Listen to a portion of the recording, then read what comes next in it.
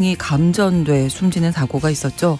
오늘 오전 소방당국 그리고 전기안전공사 등이 함께 사고가 난 목욕탕에 대해서 제2차 합동 감식을 실시하기로 했습니다.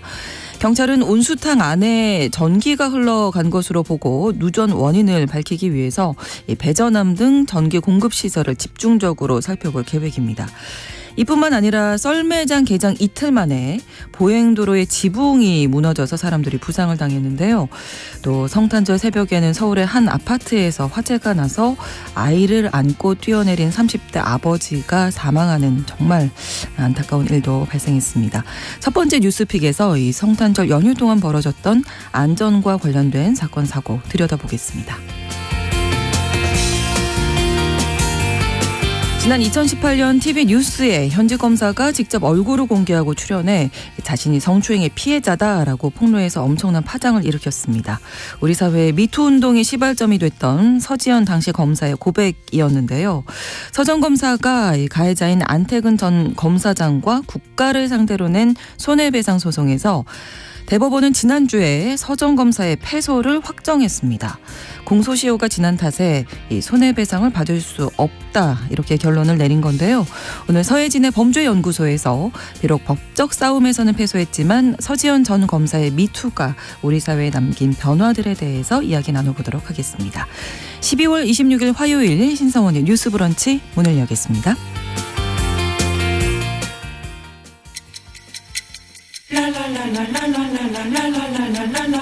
듣고 공감하고 진단합니다.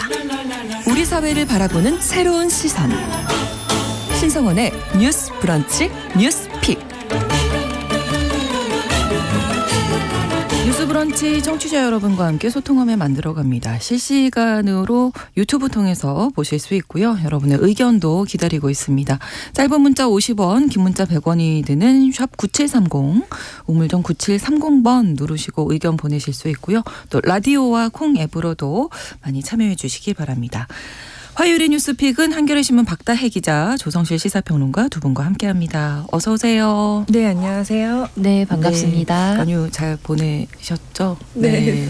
네, 저는 잘 개인적으로는 보셨나요? 잘 보냈는데 네. 너무 사건 사고 소식이 그러니까요. 많아서 굉장히 마음이 무거웠습니다. 네, 오늘 네. 그 이야기를 좀 나눠보도록 할 텐데 크고 작은 사고들이 끊이지 않았거든요. 일단 목욕탕 온수풀에서 70대 어르신들이 사망하는 일이 네. 이거 누가 예상이나 했겠습니까? 네, 너무 안타깝습니다. 정말 이제 그냥 연말 맞이해서 가셨을 텐데 목욕을 하시려고 또 네. 전날까지 정말 건강하신 분들이셨다고 해요. 근데 이제 그 목욕탕 물이 통하는 곳, 그러니까 물이 있는 곳에 어쨌든 전기가 계속 통했다는 통할 거잖아요. 수밖에 없는 곳인데다가 건물이 거의 80년대 지어진 건물이더라고요. 그래서 건물이 노후화됐다 보니 아무래도 이런저런 뭐 취약한 부분이 있었던 거 아닌가라는 생각이 드는데 말씀해 주신 대로 오늘부터 사실 본격적으로 조사가 들어갈 예정이고요. 그래서 네. 70대 어르신 3분이 모두 감전으로 이제 돌아가셔서 정말 행복해야 할 연휴와 연말에 정말 가족분들이 이제 날벼락을 맞으신 상황입니다. 그래서 너무 안타까워요. 이제 목욕탕이라는 게 특히 이제 어르신들은 사실 동네 사랑방 같은 역할을 네, 네, 하는 네. 곳이기도 맞아요. 하잖아요. 그래서 정말 예상치 못했던 곳이라서 네, 안타깝다는 말씀을 좀 드립니다. 네.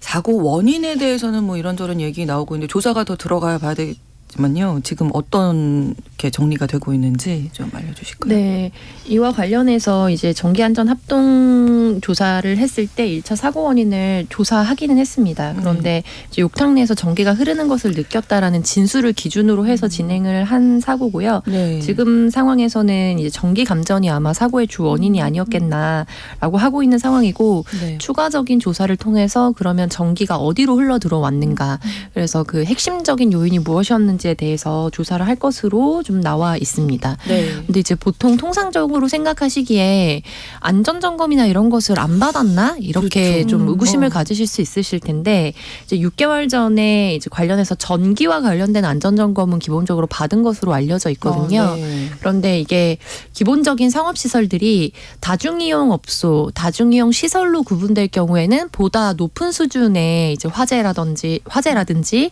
전기 관련된 안전 점검 등을 받도록 하고 있습니다. 네. 근데 이것들이 구체적인 법령이 특별법으로 있긴 하지만 거기에 어떤 업체가 해당될 것이냐는 대통령령 등 이제 하위 법령으로 사실 규정이 되어 있거든요. 네. 그래서 이번 사고 직후에 제가 관련된 법령을 찾아보니까 목욕탕업 같은 경우에는 일반 물을 이용해서 그러니까 물로만 제공하는 업소 같은 경우에는 이제 100명 이상을 수용할 수 있을 경우에 해당이 되고 네. 대신 우리가 보통 찜질방이라고 하죠. 황토 네, 네. 등 기타 등등의 이제 뭐 명시되어 있는 재료를 활용해서 추가적인 서비스를 제공하는 경우에는 100명 이하여도 다중이용 업소로 규정을 해서 관련된 특별법에 저촉을 받도록 하고 있어요.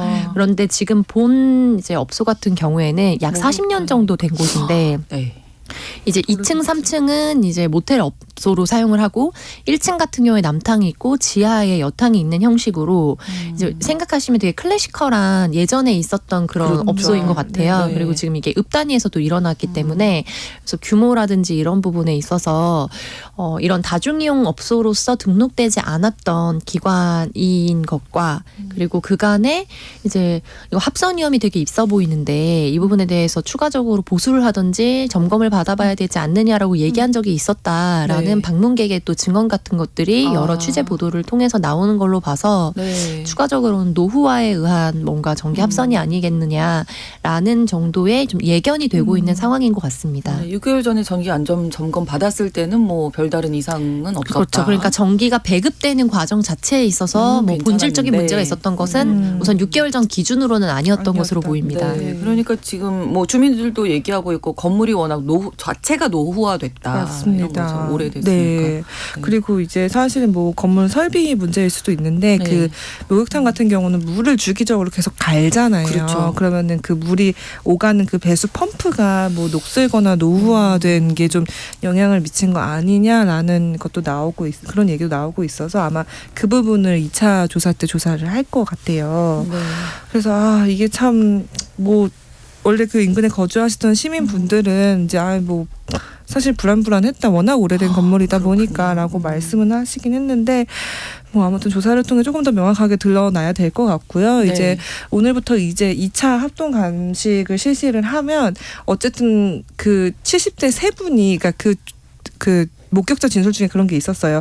자기가 발을 담궈봤는데 찌릿해가지고 빼셨다는 거예요. 뭐 이제 그런 것도 있었고, 근데 그 원래 계셨던 세 분은 안에 탕 안에 계시다가 이렇게 미처 나오지 못하신 것 같은데 그럼 탕 내에 전기가 왜 흘러갔느냐 저희가 아까 말씀드린 대로 뭐 예를 들어 그 배수 펌프에 문제가 있었느냐 아니면은 보통 탕 안에 왜 보글보글 거품 나오게 하는 그런 장치도 있잖아요. 그러니까 그런 장치들을 통해서 뭐가 뭐 문제가 있었느냐 이런 것들을 좀 조사를 정확하게 할 예정이고 네. 그래서 경찰도 이제 뭐 배전함처럼 이렇게 전기 공급하는 시설들을 좀 살펴볼 거라고 해요. 그리고 국가수도 이제 정확한 사망 원인 조사하기 위해서 아마 부검을 오늘 오전에 아마 실시할 것 같고요. 그래서 이제 좀 전반적으로 구체적인 전기가 통한 건 맞는데 물을 통해서 이게 구체적으로 정확하게 어떤 시설이 문제였느냐라는 거는 2차 조사 결과는 조금 나와 봐야 알 것 같습니다. 사실 그냥 예상이 되죠. 뭐 목욕탕이니까 물을 사용하는 곳이 습도가 높은 워낙 곳이라서 높고 약할 수밖에 없죠. 정말 네. 철저하게 관리 감독을 했어야 네. 된다 이런 아쉬움이 너무나 큰데 이 크리스마스 연휴에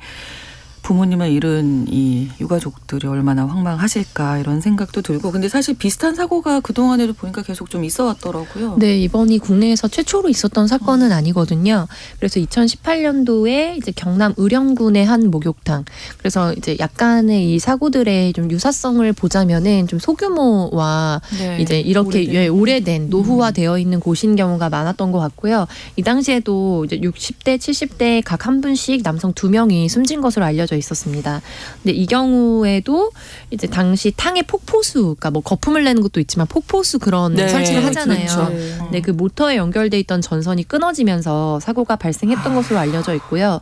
근데 이제 좀 우리가 보통의 법 감정으로 납득하기 어려운 거는 최종적으로 사고가 났을 땐 이슈가 되지만 최종적인 책임과 처벌이 어떻게 이루어졌느냐는 좀 주목을 못 받거든요. 그렇죠. 근데 이번 사고로 다시 좀 이게 주목을 받게 됐는데 사우나 업주와 전기안전 관리자 등에게 업무상 과실치사죄가 적용이 됐고 네. 최종적으로는 벌금 400에서 700만 원 정도의 약식 명령으로 끝난 것으로 알려져 있습니다. 그리고 전년도였던, 그러니까 이 사고의 전년이요. 2016년 9월에 부산의 한 목욕탕 한증막에서도 감전 사고로 한 명이 사망하고 한 명이 중상을 입는 일이 있었거든요. 네. 그래서 이런 경우에도 발열 히터가 누전이 됐다. 특히 겨울 같은 때는 춥기 때문에 목욕탕에 가는데 그렇죠. 네, 그만큼 또 전기를 많이 쓰고 열을 그렇죠. 많이 발생시키기 때문에 사고 위험이 좀 높아지거든요. 그리고 2011년 6월에도 서울 광진구 화양동에서 70대 여성분이 이제 전기 마사지 기기를 목욕탕 내에서 사용을 하다가 합선이 돼서 사망하고 돕던 40대 여성도 감전이 되는 어떤 그런 사고들이 있었습니다. 근데 이 당시에는 사고가 그 건물 내에서 이루어진 게 아니라 건물 옥상에 폐전선을 처리하지 않은 채 내버려 뒀었는데 그걸 타고 흘러내려온 빗물이 이제 욕탕 분전반에 스며들어서 합선을 일으켰다고 하거든요. 그래서 이게 세계일보 기사에서 좀 정리해서 보도를 했는데 이런 경우에도 법원이 목욕탕 주인에게 벌금 200만 원을 좀 선고했던 것으로 알려져 서울이 있어서 너무 약하네요. 네. 벌금. 그래서 이제 최종적으로 벌금이 약하기 때문에 이 사고가 완전히 일어났다고 말은 할 수 없겠지만 그렇죠. 네. 그럼에도 불구하고 이제 책임 기준이 높다면 예방하는데 더 많은 신경 자원을 썼겠다. 활용할 수밖에 없겠죠. 그래서 이런 부분들 그리고 기억하실지 모르겠지만 몇 년 전에 또 목욕탕에서 화재가 나서 크게 이제 여러 명이 사상했던 사망 사고를 일으켰던 일이 있었거든요. 네. 그래서 목욕탕 같은 경우에는 일반 보통 건물 같은 경우에도 사고가 났을 때 우왕좌왕하다가 나가면서 사고를 이제 겪게 되는 일이 많은데 목욕탕 같은 경우에 탈의를 한 상태에서 또 이루어지고 탕 안에는 소리가 잘 들리지 않고 그렇죠. 네, 이런 네, 일들이 네. 있기 때문에 화재라든지 누전이라든지 이런 일들이 발생했을 때 긴급하게 어떻게 대응해야 되는지에 대한 매뉴얼과 사전의 예방 점검들이 또 법적으로 사각지대가 없는지 종합적인 점검을 할 필요가 있어 보입니다. 네, 일단 뭐 세종시에서도 시 전체 목욕탕 대상으로 점검에 들어간다고 하는데 안전 점검, 관리 감독 아주 철저히 해야 되겠습니다. 되풀이되지 맞습니다. 않도록요. 네, 이런 정기 점검이 보통 아까 저희가 말한 그 전기 시설 점검이 예. 1년에 한 번 있다고 해요. 예. 근데 사실 이렇게 노후화된 건물이나 이렇게 목욕탕처럼 습기가 있어서 더욱 위험한 곳은 좀 지자체 차원에서도 추가로 계속 점검해야 되는 거 아니냐라는 전문가 의견도 있는데요. 네. 세종시가 실제로 어쨌든 이번 사고 관련해서 지역에 목욕탕이 한 20곳 정도 있대요. 그래서 20곳 전체 전수조사하고 뭐 실내 수영장, 그다음에 뭐 다중이용 시설, 그리고 이제 뭐 연말이니까 그 어제도 서울시청 광장 가니까 막 불빛으로 반짝반짝 해놨던데 이런 그 전기를 사용한 비축제 행사장 이런 데도 다 점검한다고 전기 안전 시설 점검하겠다고 이렇게 네. 일단은 밝힌 상황입니다. 네, 전기 연결하는 곳에 먼지가 쌓인 곳은 없는지 네. 뭐 이런 그쵸. 것들 다 특히 그쵸. 좀 잘 관리를 조심해야죠. 네. 해야 할 텐데 자, 또 한 가지 사고가 있었거든요. 안전 불감증으로 보이는 사고였습니다. 개장 이틀 만에 눈썰매장의 보행로 지붕이 무너져서 인명사고가 맞습니다. 있었습니다. 정말 이제 크리스마스 연휴 맞아서 이제 놀러 갔다가 네. 네. 이 경우에는 청주시에서 시설 위탁을 좀 줬던 눈썰매장 시설물이 붕괴된 건데요. 네. 이제 2명이 심정지로 중상을 입었고 1명이 경상을 입은 것으로 알려져 있습니다. 근데 이제 들어오기 전에 확인해 보니까 다행히도 심정지 입었던 분들이 다시 의식을 좀 회복한 네. 상황이었고 아마 이분들이 가족으로 추정이 되거든요. 보통 눈썰매장의 전경을 생각해 보시면 그렇죠. 네, 가족들이 같이 각자 썰매를 타니까요. 네. 그래서 한 10세 정도의 아동이 포함되어 있었던 사고였습니다. 그래서 지금 의식을 회복했기 때문에 그렇지 하마터면 정말 사망자를 많이 발생하는 네. 사고가 될 뻔했고 좀 충격적인 거는 이게 청주시에서 직접 운영하진 않았다고 하더라도 전체적인 관리 감독이 최종적으로 청주시에게 있을 수밖에 없는 위탁 구조의 업체였다는 점이 또 충격을 낳는 것 같아요. 그래서 이것의 이제 발생 원인에 대해서 온라인상에서도 갑론을박이 있었던 것 같은데 예를 들면 시설물이 이렇게 올라가는 길이 있으면 그 네. 위에 약간 비닐하우스와 유사한 형태로 이렇게 비닐을 막아뒀는데 네, 네. 그거 이외에 있었던 어떤 그런 가건물 형태의 것들 위에 인공 눈을 설치한 것이 아니냐라는 좀 의혹을 받았거든요. 그러니까 분위기를 연출하기 위해서. 네, 네. 근데 눈의 하중이 실제 눈이 오면서 너무 무거워져서 이게 무너져 내렸다라는 갑론을박이 있었고 이와 관련해서 좀 업체 측에서는 인공눈은 아니었고 네. 실제로는 눈을 설치한 게 아니었는데 네. 최근 며칠 동안 눈이 좀 예기치 왔죠. 못하게 엄청 많이 네. 눈이 왔잖아요. 네, 네. 근데 이제 그 무게를 이기지 못해서 무너져 내렸다. 그래서 그런 예측과 구조상의 안전의 문제가 좀 있었던 것으로 실수가 있었던 것으로 좀 보입니다. 네. 그래서 이와 관련해서는 좀 이제 추가적으로 어떻게 그러면 이거에 대해서 대안을 좀 마련할 것인가 등등과 또 지속적인 운영을 할 건가. 지금은 임시 폐쇄를 좀 한 상황이거든요. 네. 그래서 이 사고가 여기에서 나기는 했지만 사실 이 한 사건 말고 지금 눈썰 매장이나 이런 것들이 많이 또 개장을 하고 전국적으로 또 지자체에서 좀 앞다퉈서 뭐 아이스 링크장이라든지 눈썰 매장이라든지 이런 것들을 좀 개소를 하는 분위기거든요. 그러다 보니까 이게 어디서든지 좀 일어날 수 있는 문제라는 점. 그래서 이와 관련된 구체적인 뭔가 지침이나 좀 매뉴얼이 필요한 상황이라는 점도 우리가 주지할 필요가 있겠습니다. 그 승강로에 비닐하우스가 설치되어 있는데 네, 네. 이제 그게 무너져 눈의 내리면서 무게를 이기지 맞아요. 못하는 네. 거잖아요. 네. 그런 걸 네. 좀 예측하고 설치를 했어야 네, 네. 했다. 그렇죠. 사실 네. 눈이 그러니까 인공눈이면 조금 더 무겁다고는 하는데 인공눈이 네. 아니었다고 아니어도 해도 뭐 지금 뭐 화이트 크리스마스라고 해서 눈이 다들 계속 좋아했는데 그쵸. 그 중부지방을 중심으로 계속 예, 그 예보는 폭설 경보가 계속 있었거든요. 있었거든요. 그래서 사실 눈이 조금만 쌓여도 그게 그냥 보통 우리가 지나가다가 지붕에 쌓인 눈이 떨어져도 되게 그럼요. 위험하거든요. 네. 행인들한테는. 근데 이제 그 사실 운영하는 상황에서 그 점을 고려했다면 눈이 어느 정도 쌓여지면은 그거를 미리미리 사실 치워주고 계속 제설 작업을 그렇죠. 그쵸. 그 관리가 있었어야 되는데 거기까지 아마 조금 부주의하지 않았나라는 네. 좀 생각이 듭니다. 그 네. 습설이라고 하는 특히 인공눈 같은 경우에는 물기를 좀 머금은 머금은 상태에서 썰 아니면은 그냥 자연 눈인데 이제 약간 물기가 오거나 또 건조한 중간에 눈이 비고가 있고, 네네 네, 그렇잖아요. 네, 그런 그렇죠. 경우에는 일반 눈보다 무게가 거의 두세 배 가량 무거워지겠죠. 난다고 하는데 네. 이게 약간 어떤 그 장면이 주는 이미지 때문에 우리가 안전불감을 좀 대중적으로 겪게 되는 사안들이 있는 것 같아요. 그러니까 눈썰 매장 뭐 네. 하게 되면은 약간 로맨틱한 느낌들이 또 있으니까 또 눈이 좀 많아야 그쵸. 된다 뭐 이런 네, 생각들을 그런 어떤 전형적인 이미지가 있고요. 근데 그러다 보면은 와 너무 아름답다, 너무 낭만적이다라는 생각 때문에 사실은 사고가 날 수 있는 위험을 좀 감지하기 어려운 경우가 있고, 근데 이게 물리적인 것만 거둬서 생각을 해보면은 네. 사실 이 정도의 무게가 나를 정말 강타한다. 그런 경우에는 보통 우리가 막 광주에서 건물 무너져가지고 버스 네. 정류장에 있다가 이제 사망하셨던 뭐 그런 사고처럼 실제로 위에서 뭐 크레인이라든지 아니면 건물이 무너져 내리는 것과 방불한 정도의 순간적인 충격이 도달할 수 수도 있죠. 있는 거거든요. 네, 물의 네, 그렇죠. 무게에 따라서요. 그렇죠. 그래서 이게 그렇기 때문에 우리가 뭐 안전이나 이런 것들을 우리가 뭐 간과하기 쉬운 항목들을 법령이나 이제 지침들로 체크를 해서 체크리스트를 만드는 거기 때문에 네. 그 부분에 대해서 입법적으로 또 조치를 할 필요가 있어 보입니다. 그렇습니다.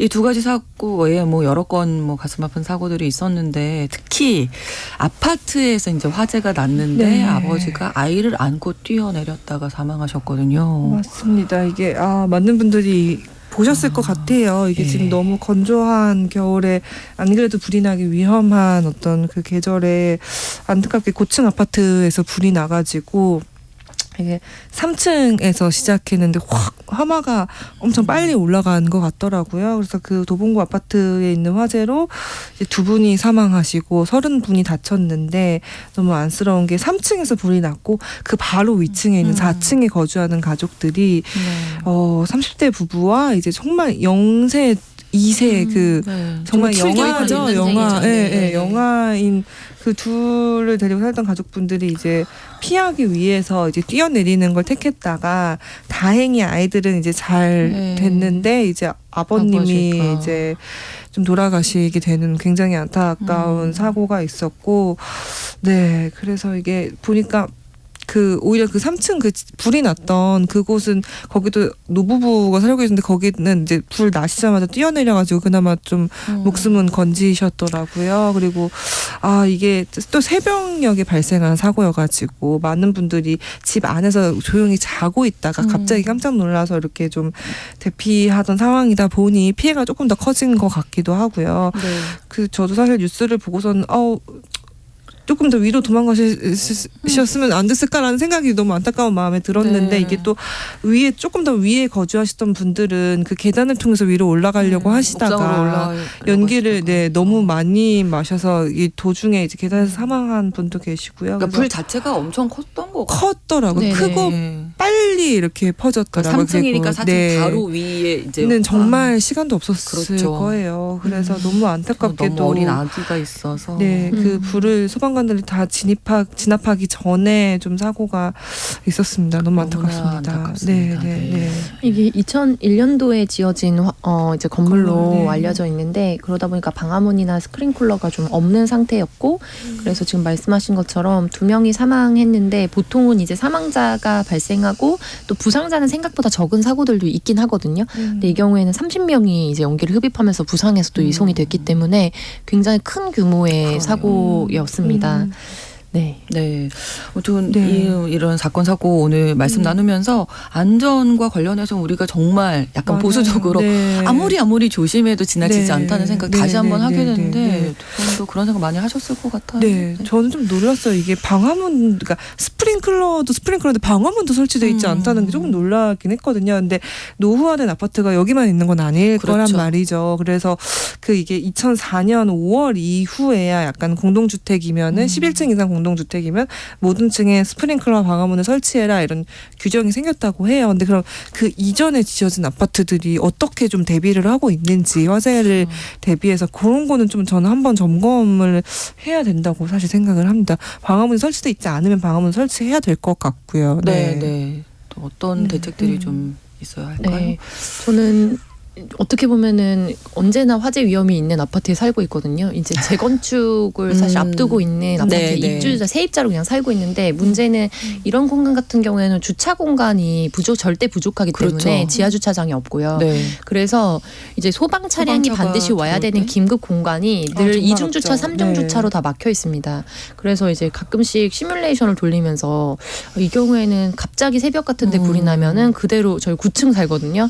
뛰어내릴 수도 없고 정말 맞아요. 사망할 수 네, 있겠다. 그래서 네. 그나마 유일한 대안은 옥상으로 가는 건데 거기서 구조가 안 되면 그거는 정말 너무 위험한 그렇죠. 상황이구나라고 이제 아찔함을 느끼는 경우들이 있습니다. 그래서 이렇게 2004년 이전에 이제 준공됐던 아파트들을 대상으로 해서 이제 지자체와 행정안전부를 중심으로 해서 전수조사를 하는 것도 굉장히 네. 중요한 대안이 될 수 있을 것으로 보입니다. 네, 네, 우리가 맞습니다. 항상 소잃고 외양간 고치는 것처럼 어떤 희생이 있은 후에야 뭐 맞아요. 관리감독 철저히 합시다 네, 이런 말씀 네. 드립니다만은 네. 당연히 철저히 해야 하겠고요. 이런 희생 없이도 우리가 먼저 좀 정기적으로 안전 점검 맞습니다. 철저히 해야 네. 할 것 같습니다. 네. 자, 다음 뉴스픽으로 넘어가 보죠. 두 번째 뉴스픽은 중앙노동위원회에서 노동분쟁 해결 가이드북을 발간했습니다. 주제가 직장 내 고충의 실태와 해법이라고 돼 있는데 이게 어떤 내용인지 박다혜 기자님 좀 정리해 주실까요? 네, 이게 말씀 들으시면 나만 이런 거 아니구나라고 안타까운 그런 위로를 얻으실 수도 있을 것 같은데요. 네. 그 중앙노동위원회가 이제 25일 크리스마스 날 이제 그동안 중앙노동위원회에서 했던 이 노동 분쟁 해결이 어떻게 이루어졌나 뭐 이런 사례집을 발간한 것 같아요. 그 사례집인데 거기 좀 그 설문조사를 한 게 있어요. 그래서 그 노동위원회 위원, 뭐 실제로 어떤 이 분쟁이 있을 때 가서 조사한 조사관, 그다음에 일반인까지 포함해가지고 직장 내 이 고충 처리 어떻게 했고 뭐가 가장 힘드세요라고 이제 그 조사한 결과를 발표를 했는데 네. 사실 국민 10명 중 9명은 이 직장 생활에서 우리가 이 회사 안에서 겪는 고충이 내부 제도가 있어도 그거를 통해서 자체적으로 해결되지 않는다라고 생각하는 이런 조사 결과가 나왔습니다. 이게 네. 사실 특히 일반인 1,039명 가운데 89.4%가 내부 고충 처리 제도가 잘 모르거나 그 자기가 잘 모르고 있거나 아니면 아예 있긴 있어도? 없거나 아니면 있어도 말씀하신 대로 활용도가 낮다라고 이제 부정적인 응답을 했고요. 네. 정말 그게 잘 돌아간다, 잘 처리된다라는 응답은 사실 10%에 그쳐서 그렇군요. 우리가 이 제도 역시도 사실 잘 다시 점검해 볼 그런 시간이 된 것 같습니다. 네. 뭐 직장 내 괴롭힘도 있을 수 있고요. 차별의 문제, 성희롱 맞습니다. 여러 가지 문제들이 네. 있을 수 있는데 이 이야기 잠시 후에 자세하게 또 알아보도록 하겠습니다. 뉴스브런치 1부 마치고 2부에서 뉴스픽 계속 이어가고요. 11시 30분부터 일부 지역에서 해당 지역 방송 보내드리겠습니다.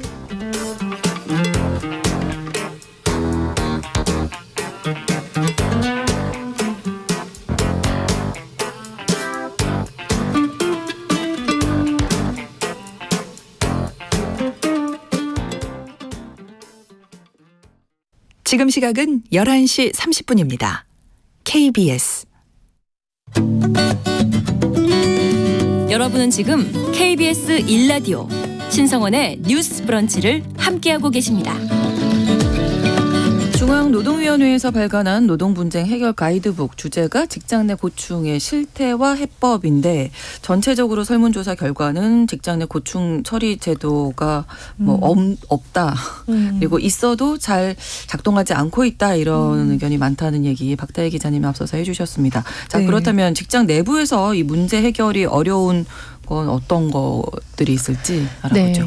네, 이 조사 자체는 이제 11월 13일부터 11월 30일까지 좀 진행이 됐고요. 네. 자체 해결이 어려운 고충이 무엇인지 이렇게 물었을 때 일반인을 대상으로 아까 조사했고 또 위원과 조사관 네. 이렇게 두 개 계층을 대상으로 조사를 했잖아요. 그런데 공통적으로 40% 이상이 따돌림 등 괴롭힘을 좀 선택했습니다. 네. 그래서 따돌림 등 괴롭힘이라는 응답이 41.6% 뭐 가량으로 가장 최다 비중을 차지했고, 근데 이제 일반인과 위원조사관 모두 외부 전문가의 적극적인 도움이 필요하다라고 답을 하는 경우는 한 60%가 넘었다. 네. 그래서 앞서 설명해 주신 것처럼 내부에서 사실 조율을 할 수 있는 시스템이 우리가 있기는 있습니다만 아무래도 거기에 대한 신뢰도는 상대적으로 낮고, 이 경우에는 외부 전문가나 중재위원이 들어와서 해주는 것에 대한 신뢰도가 좀 더 높다라고 볼 수 있지 않나라는 네. 생각이 들었습니다. 네. 네.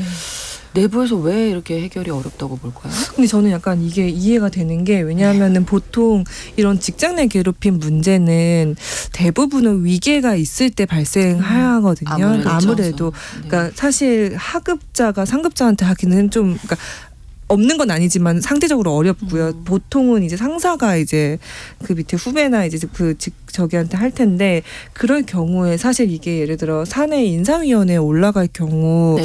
과연 그 인사위원회가 인사위원회에 있는 사람들은 사실 그 괴롭힌 가해자와 비슷한 직급이거나 아니면 거기에 더 감정이입할 수 있는, 더 공감할 수 있는 그런 경우가 더 많을 거거든요.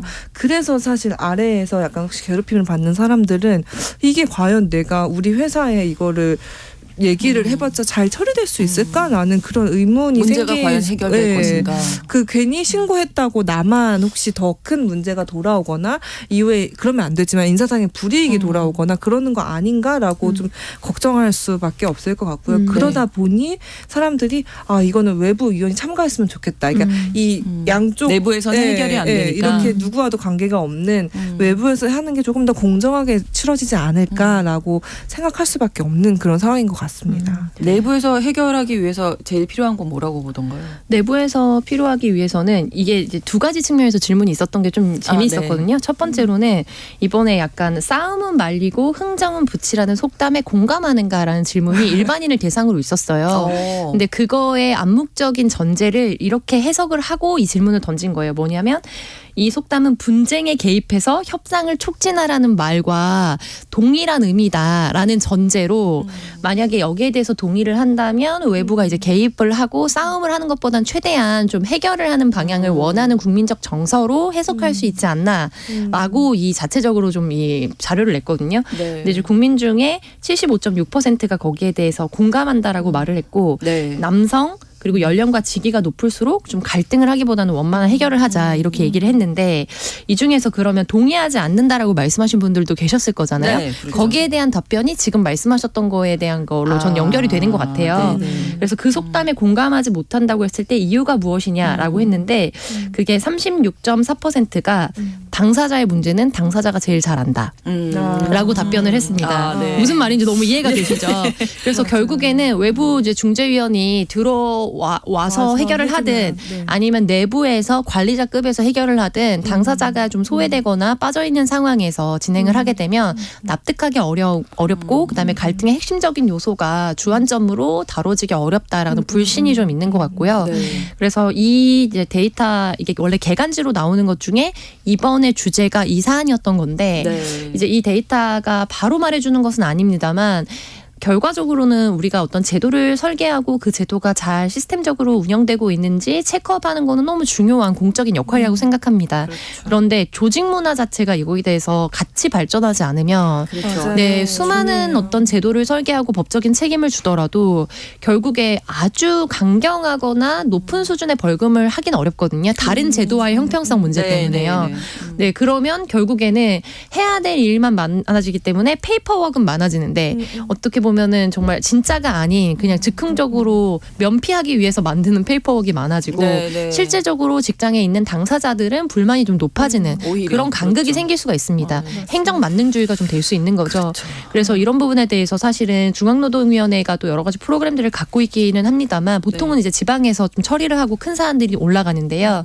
중요한 거는 각 조직별로 이런 접수가 많이 된 업체들의 뭐 회사나 아니면 어떤 뭐 공공기관일 수도 있고요. 이런 곳에 대해서는 조직 문화 개선을 위해서 어떤 것을 제공할 수 있을지에 대한 공적인 인프라가 좀 확장이 돼야 된다. 근데 늘 이것이 뭐 처벌, 책임, 제도 개선, 입법 맞아요. 이렇게만 선순환이 된다고 생각하면 현실과의 이 간극을 좀 해결하기 어려워서 오히려 정책을 신뢰하지 못하게 되는 부작용이 좀 발생하기도 하는 것 같습니다. 저 너무 막 공감. 공감해 주셔서 감사합니다. 막 신나서 말하게 되는. 네, 저 약간 그 지인, 그러니까 회사를 다니는 주변 지인들이랑 사실 이런 얘기 많이 하거든요. 근데 그렇죠. 이게 그런 특성이 있는 것 같아요. 이게 내부에서 안에서 해결하려고 하면 사실 그 인사위원회도 어떤 그 내부의 제도 안에서는 가해 피해 행위를 명확하게 가르는 걸 좀 부담스러워하는 경향도 있는 것 같아요. 왜냐하면은 그럼 가해자에 대한 어떤 처벌과 징계가 이루어져야 되는데 그게 약간 뭐라고 하면 사실 내 손에 피를 묻히기 싫어한다고 하는 경향이 있다면 사실은 굳이 그렇게까지 해서 가능한 중립적인 태도를 취하려고 하는 그래서 경우가 이제 뭐 많은데 남성분들이나 좀 네. 직급이 높으신 분들은 원만하게 해결되길 네, 바란다. 지금 네, 설문조사 그냥 결과도 맞습니다. 이렇게 나오는 네. 거잖아요. 가능한 일을 키우지 않고 가능한 상처받는 그러니까 본인들이 판단하기에는 상처받는 사람이 없고 가능한 중립적으로 일을 해결해야 이거를 잘 해결한다고 생각을 할 수 있는데 대부분 가해자 혹은 그 가해 행위를 한 사람이 더 많은 권력을 가지고 있을 가능성, 더 높은 연차를 가지고 있을 가능성이 높기 때문에 그게 판단하는 입장에서는 중립적일 수는 있으나 전체 구조로 보면 전혀 중립적이지 않고 그냥 기울어진 판단인 가능성이 높거든요. 근데 네. 이게 사내에서 처리하다 보니까 그럴 일이 발생할 가능성이 좀 높은 것 같고 그래서 사실 제 주변에서는 좀 힘들어한 친구도 있었는데 네. 신고를 안 하려고 신뢰가 없기 때문에. 하더라고요. 그런 네. 말기 조직 문화가 정말 중요한데 저도 이 최근 그러니까 사실 저는 미투 이후에 쭉 그 한 5년 저희가 지나는 과정 속에서 사내에서 직장 내 괴롭힘도 마찬가지고 성희롱 성폭력 사건도 네, 마찬가지고 일단 보고가 되고 신고가 되면 사람들이 미투를 거치면서 그건 이제 알아요. 가해자와 피해자를 분리해야 된다까지는 알아요. 근데 이 이후에 대부분 가해자가 징계를 아무리 중징계를 받아도 해고되는 경우는 흔치 않고 보통 한 정직 3개월 받고 돌아오거든요. 그럼 그 돌아올 때 조직이 이 상황을 어떻게 할지는 조직 문화에 달려 있거든요. 그렇죠. 이 조직 네. 문화를 어떻게 해야 우리가 피해자를 보호하면서 이거를 계속 그 조직을 이끌어갈 수 있을 것이냐라는 게 되는데 그렇죠. 제가 어쨌든 주변을 본 결과를 보면 이게 그렇게. 가해자 피해자 분리까지는 어쨌든 했어. 네. 근데 그런 다음에는 이제 조직이 후조치가 뭘 할지 모르는 거예요. 뭐 문화를 개선한다 이런 거에 대한 게 전혀 없고 여전히 일부 조직에서는 조직 문화라는 게 크게 중요하지 않은 그게 뭔데 약간 이런 경우도 있어서 좀 안타깝더라고요. 네. 저는 두 가지를 좀 주지할 필요가 있다고 생각하는데요. 첫 네. 번째로는 이제 피해자 중심주의적인 접근이 당연히 중요하다고 생각하고 그 네. 부분은 지금 박다희 기자님께서 많이 말씀해 주셨기 때문에 근데 다만 이제 그 분쟁을 처리하는 과정에 있어서는 중립적이고 객관적인 역할을 해내려는 태도도 중요하다고 생각합니다. 근데 지금 지적하신 부분에 공감을 했던 부분은 그 역할에서만 머무르고 이제 시비가 가려진 다음에 후조치를 하지 않는 것에 대한 그렇죠. 책임을 다하지 않는 거잖아요.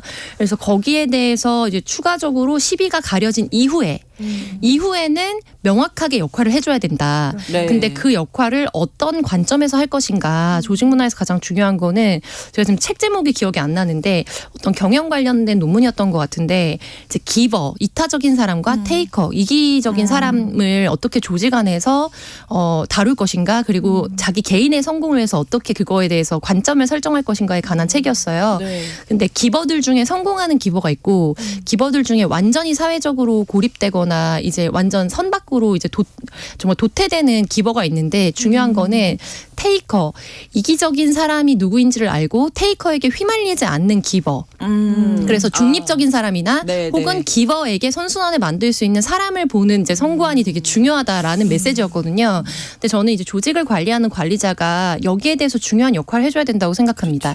테이커인 게 분명해진 이후, 시비가 분명해진 이후에는 네. 그것이 성희롱 문제든 직장 내 괴롭힘의 다른 유사한 뭐 관리적인 문제든 노무의 문제든 테이커적인 행동을 했던 사람에 대해서 명확하게 책임을 지도록 하고 네. 테이커가 여기에 대해서 기버를 이용하는 구조를나 선례를 만들지 않도록 하는 거. 그렇죠. 네, 그래서 이 조직에서는 내가 기버가 되는 게 바보가 되는 게 아니라 성장할 수 있는 기회로 연동되는구나라는 메시지를 줄 수 있는 리더가 있어야 사실은 이런 조직 문화를 견인해 나갈 수 있는 것이고 그렇죠. 그래서 이런 제도적인 것들에 대해서 지원이 있을 때 같이 조직이 성장하고 문화가 바뀔 수 있는 거거든요. 근데 지금 지적하신 것처럼 이제 많은 부분에 있어서는 아니 무고한 피해자가 발생할 수 있기 때문에 우리는 중립적인 태도를 취한다라고 하면서 중립적인 것이 아니라 나아가 굉장히 어떤 부분에서는 좀 비겁하거나 무책임하게 자신의 역할을 방기하게 되는 이제 그런 조직 문화가 형성된다. 그래서 거기에 대해서 우리 경각심을 가질 필요가 있어 보입니다. 리더의 역할이 정말 중요하겠다 정말 이런 생각이 되고 중요합니다. 그게 네. 아마 조직 문화에도 네.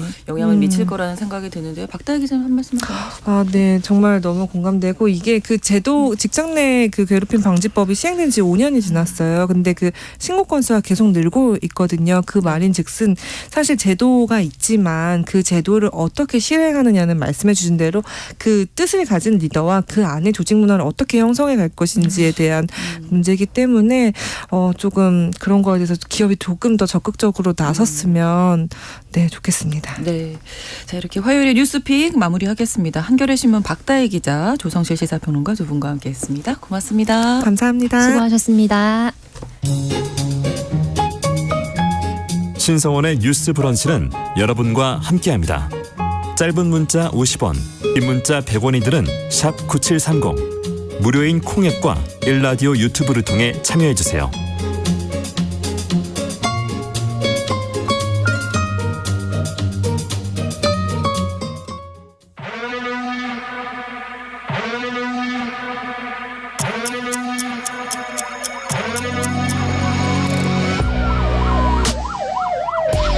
범죄를 통해 우리 사회의 이면을 살펴본다.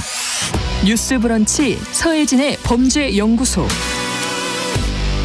우리 사회에서 벌어지는 범죄를 통해 세상의 이면을 살펴보고 더 나은 사회로 가기 위해서 연구합니다. 서혜진의 범죄연구소 서혜진 변호사와 함께하겠습니다. 어서 오세요. 네, 안녕하세요. 자, 오늘은 어떤 이야기 해볼까요? 예, 오늘은 이제 우리 사회 미투 운동의 시발점이 되었던 그 2018년도 그 서지현 검사의 그 미투 사건에 대해서 한번 짚어보려고 합니다. 네, 이 현직 검사가 당시에 이제 뉴스에 나와서 네. 나는 강제추행의 피해자다 했을 네. 때 이게 좀 그때 보셨어요? 봤어요. 네. 네. 되게 놀라웠었어요, 사실은. 왜냐하면 그렇죠. 일단은 뉴스 생방송에 나왔었고 그때가 2018년 1월 29일이었는데 그 현직 검사가 생방송 뉴스에 출연한다는 것 자체만으로도 사실 되게 이례적이었는데 네. 뉴스에 출연해서 자신이 강제추행의 피해를 입었었던 적이 있고 그걸로 인해서 인사상의 불이익을 받고 있고 여전히 해결되지 못했다. 어쨌든 그 검찰 조직 내에 그 문제점이라든지 이런 것에 대해서 되게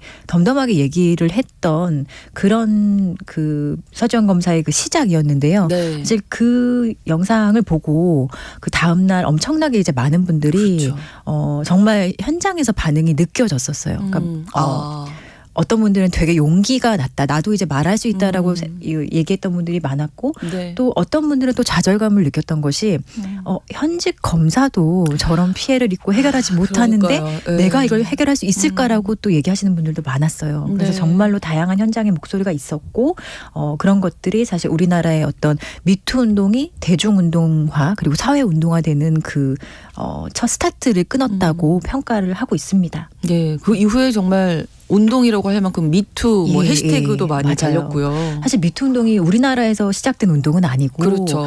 아주 오래전에 2007년경에 미국의 사회운동가인 타라나 버크가 뭐 어떤 자신의 성폭력 피해 사실과 뭐 성적 학대 이런 거에 대해서 문제점을 좀 고발하고자 시작한 운동인데 네. 미국에서도 그 당시에는 그렇게 조명을 받지 못하다가 그 하비 와인스타인이라는 유명 네. 영화 제작자 있죠. 여기 이 성추문 사건을 계기로 이제 전 세계적인 이슈로 떠오르게 되면서 SNS를 통해서 이제 미투 운동이 미국 사회에도 폭발적으로 나가게 되고 우리나라도 이 미투 운동의 영향을 이제 뜨겁게 받게 되었죠. 그렇습니다. 자, 그리고 이렇게 출연을 한 이후에 이제 소송에 들어가잖아요. 네. 먼저 안태근 전 검사장에게 법적 책임을 지우는데 성공하지는 못했습니다. 1, 2심이 징역 2년이었는데 대법원에서 무죄. 네, 맞아요. 받았거든요. 원래 이제 이 서장 검사가 문제 삼았던 행위는 네. 이제 안태근이 전 검사장의 네. 그 8년 전 2010년에 있었던 그 2010년. 장례식장에서의 강제추행 사건이었어요. 네. 그러니까 서장 검사가 강제추행의 피해자였는데 뭐 그 당시에는 이걸 사실 문제 삼기 정말 어렵죠. 한참 그렇죠. 선배고 서장 검사는 검사 생활 시작한 지 얼마 안 됐던 시절이었고 네. 그 당시에 안태근 검사의 지위는 이 검찰국장이었어요. 당시는 법무부 정책기획단장이었으니까 상당히 이제 고위직이었거든요.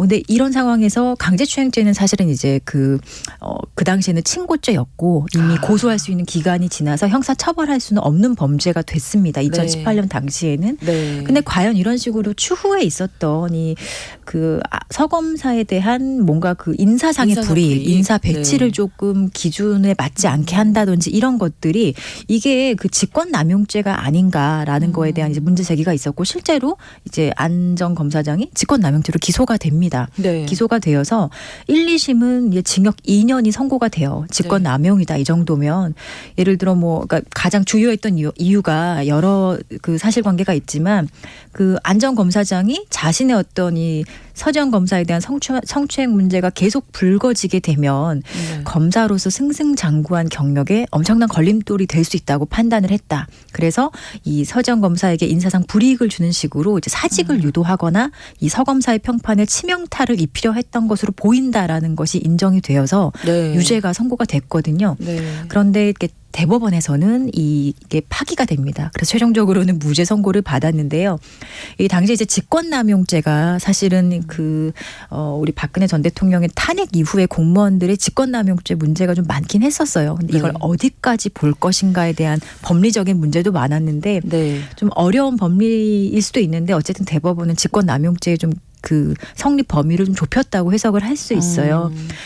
그 서지현 검사를 발령내는 그 과정이 뭐 검사의 전보 인사 원칙이나 기준을 그렇게 위반했다고 보여지진 않는다. 그러니까 직권남용죄가 성립하려면 네. 뭔가 의무 없는 일을 하게 해야 되거든요. 근데 인사에 있어서는 뭐 이런 기준도 중요하지만 여러 가지 재량도 다 포함되는 것이기 때문에 이게 직권남용죄가 성립하기는 좀 어렵다라는 판단으로 무죄 취지로 돌려보냈고 이제 네. 최종적으로 무죄가 확정이 됐습니다. 네. 네.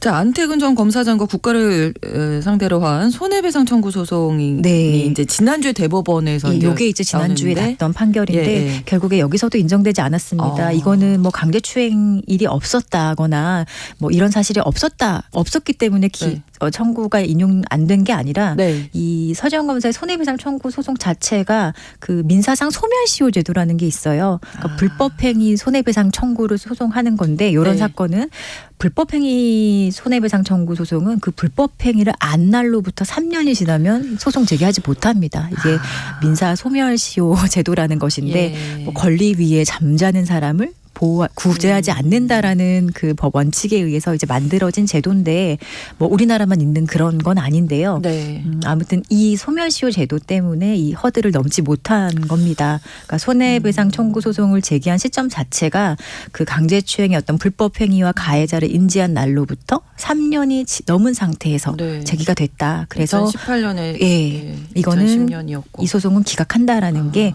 이게 그 대법원 판결의 요지였습니다. 그러니까 이게 다 패소는 했지만 네. 성추행 자체가 없는 거 그렇죠. 어떤 예. 팩트가 없는 건 아니잖아요. 아닙니다. 예, 이거 소송의 모든 대상이 사실상 안태근 전 검사장에 대해서 강제추행죄로 고소할 수 있었으면 예, 가장 예. 좋았을 텐데 그렇죠. 이미 그 당시에 이제 강제추행죄도 친고죄였고 음. 고소할 수 있는 방법 자체가 없었기 때문에 그렇죠. 이렇게 민사상 손해배상 청구라든지 아니면 인사상 불이익 조치에 대한 손해배상 청구밖에 할 수 없었는데 이런 것도 사실상 시일이 많이 지나서 현실적으로 소멸시효 제도나 이런 것들에 의해서 인정되기 어렵다는 것이고 강제추행 사실이 없었다라는 얘기를 그거는 하는 아닌 판결은 거고. 아닙니다. 예. 네. 5년간 기나긴 법정 싸움에서 남은 건 어떤 거라고 보십니까? 그래도 저는 이거 의미가 있다고 봅니다. 왜냐하면 그 피해자로서 어쨌든 뭐 검사였지만 피해자이기도 하잖아요. 피해자로서 자기가 할 수 있는 모든 것을 다 하는 모습을 그렇죠. 보여준 것 자체가 네. 사실 수많은 대한민국의 말하지 못하는 피해자들에게 엄청난 용기를 줬다라고 생각을 합니다.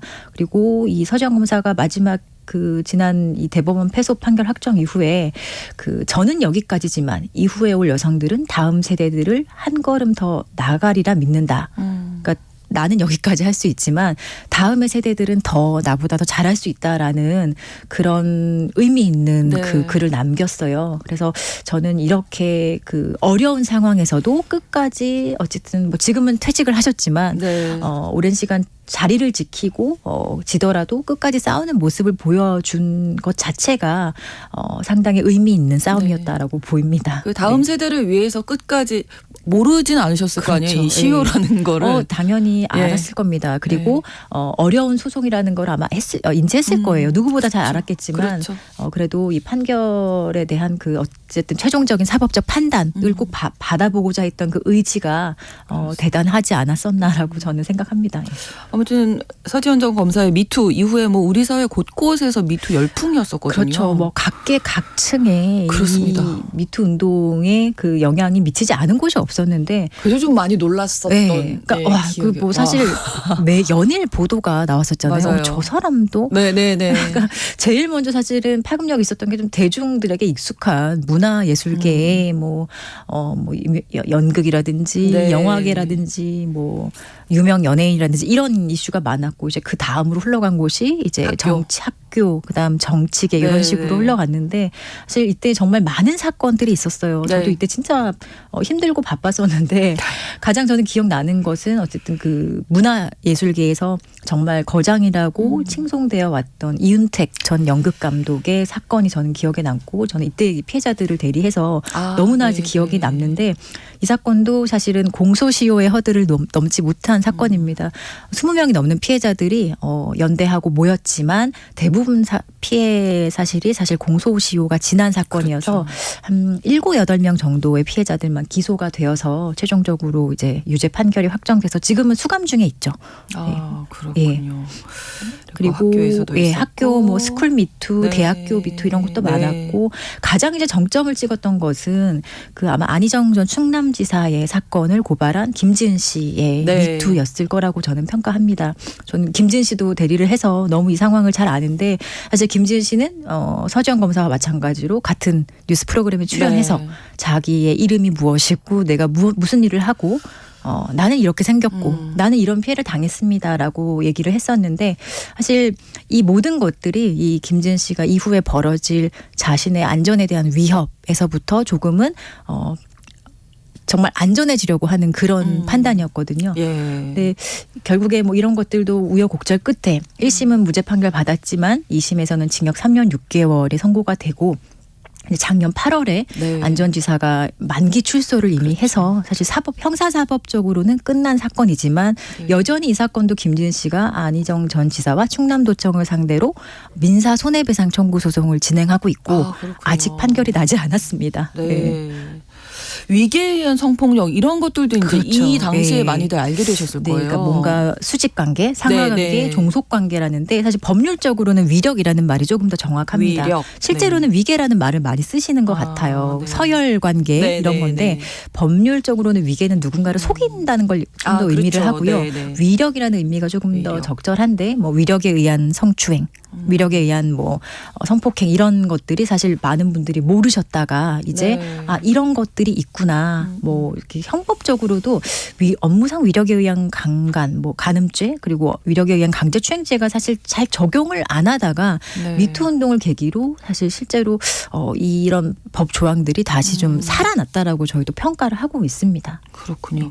자, 미투 후 시간이 좀 더 흘렀는데 네. 우리 사회에 던진 긍정적인 메시지도 어. 있고 지금 생각해보면 뭐 많이 달라졌다고 예, 보십니까? 그래도 저는 긍정적인 측면이 있다라고 봅니다. 네. 뭐 사실 5년 정도 이제 지났는데 네. 사실 미투 18년도에 일어난 미투 사건이 아직도 다 사법적으로 판단이 끝난 건 아니거든요. 지금도 계속되고 예, 저도 최근에 2018년도에 있었던 사건을 최근에 선고받은 사건도 있듯이 이게 네. 아직도 사법적으로는 다 끝나지 못했고 그 현실에서도 많이 일어나고 있는 일인데요. 근데 어쨌든 피해가 존재함에도 말하지 못하는 피해자들이 처한 상황을 우리가 좀 돌아볼 수 있게 되었고 좀 더 나아가서는 이제 그 법과 제도 속에서 제대로 된 권리 구제를 받지 못했던 전반적인 사회적 약자들에 대해서 돌아보는 계기가 되었다라고 네. 평가할 수 있을 것 같습니다. 네, 시효의 문제를 얘기하다 보니까 또 그럼 그때 얘기하지 뭐 이렇게 그래. 말씀하실 수도 있을 것 네. 같은데 아니죠. 지금 예, 현실적으로 그때 얘기할 수 없었던 이유가 있어요. 이유가 네. 있죠. 다들 있으실 거고 이제라도 이제 이렇게 연대하고 네. 이야기할 수 있어서 어떻게 보면 또 다행이다 이런 생각도 드는데 참 우리 사회에 많은 그 메시지를 네, 던진 맞습니다. 것이 아닌가 싶습니다. 이렇게 서예진의 범죄연구소에서 오늘 이제 선재영 검사의 미투로 시작된 미투 운동에 대한 이야기 나눠봤는데 오늘이 서예진 범죄연구소 네.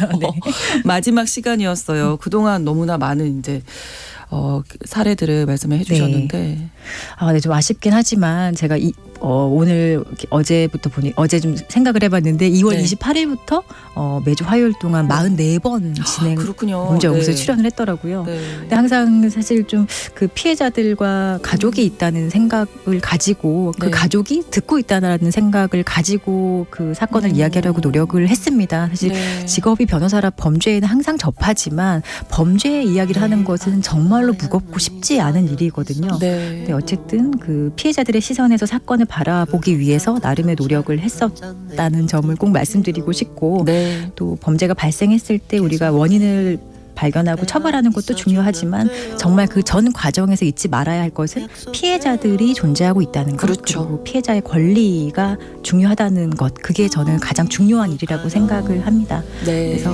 범죄연구소를 사랑해 주셨던 많은 청취자분들이 그 범죄로 인한 피해자 그리고 그들이 일상 회복할 수 있는 문제에 더 많은 관심을 가져주셨으면 좋겠습니다. 그렇습니다. 너무 고생 많으셨어요. 서유진 변호사와 함께했습니다. 고맙습니다. 네, 고맙습니다. 자이언티 이문세의 눈 지금 흐르고 있는데요. 뉴스 브런치는 내일 다시 오겠습니다. 고맙습니다.